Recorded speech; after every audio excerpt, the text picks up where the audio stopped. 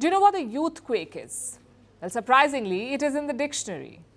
A youthquake is an important social or political change, one that is triggered by young people. Say young voters oust a long-serving politician from power. That's a youthquake. Many experts say a global youthquake is coming and its epicenter is Africa.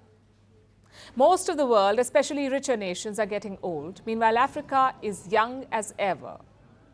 Just look at these numbers. The median age in Africa is just 19. Here in India, it's 28. In the US and China, it's 38. So clearly, Africa has an edge. By the next decade, Africa will have the largest workforce in the world. It will overtake India and China. By the 2040s, 2 out of every 5 children born will be African. By the 2050s, 33% of young people will be African. That's between 15 and 24 years of age. Around the same time, Africa will make up 25% of the total population, meaning 1 in 4 people in the world will be African. Now, I know that's a lot of numbers, but the big takeaway is this. The rest of the world will get old in this century. Africa will not. It will have a young, vibrant population by the 2050s.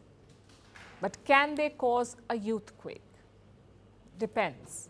For starters, we can't look at Africa as a monolith. Most Western experts tend to do that. But the fact is, Africa has 54 countries. Each of them has a different culture, a different demography, different leadership and resources.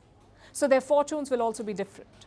Secondly, having a large population is not enough. Can you skill and educate them? Can you give them jobs? Well, the first part is okay. Around 44% of young Africans graduated high school in 2020. It was just 27% in the year 2000. What about health? Again, there is improvement. Africans have added 10 years to their life expectancy. It's gone from 46 to 56 in 20 years. Life expectancy, the global average is 64. So those stereotypes that you see on TV are not true. Africa has come a long way. Having said that, one problem still remains, and that is the problem of jobs. Consider South Africa. It's one of the biggest economies on the continent. But look at their unemployment, more than 30%. 1 in 3 South Africans do not have a job.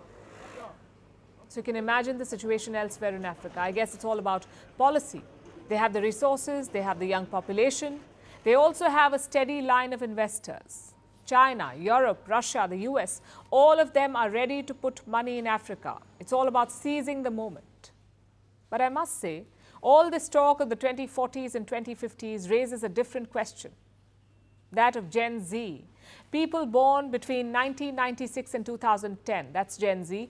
Anyone, if anyone, can cause a youthquake. It is Gen Z. Today, they're the punchline to every joke. They make reels, they live a carefree life, but they're also very vocal. What would a world run by Gen Z look like? It's an important question. Globally, the average age of lawmakers is 50. So by 2050, Gen Z will be in charge, running parliaments, making laws, and soon enough, running countries. And what will that look like? Well, we don't have a crystal ball. But we do know the defining characters of Gen Z, like crazy high expectations, the need for instant results, shorter attention spans, fearless but often uninformed opinions, and finally, the need for validation. Now, I know what you're thinking. That sounds like a spoiled child. But that's also what generational change looks like. If you ask someone who lived in the 1940s, they will say they had it rough. A world war, fights for independence, nation building. Compared to that, life became easier in the 60s, 70s, and 80s. Same thing now. Life is easier today than in the last century. As a result, expectations are sky high. There is no appetite for struggle, it seems, no tolerance for difference of opinion, and no patience to wait for results. Is that good or bad? I'm afraid the jury is still out on that. Every generation finds a way to survive and thrive. I'm sure Gen Z will do the same. But in politics, they may have some trouble. Because here you need different attributes, low expectations, a very thick skin, and of course, a lot of patience. Some political investments take decades to bear fruit, like the recent Arab-Israel normalization process, or the new momentum in India-US relations. Can Gen Z replicate things like that?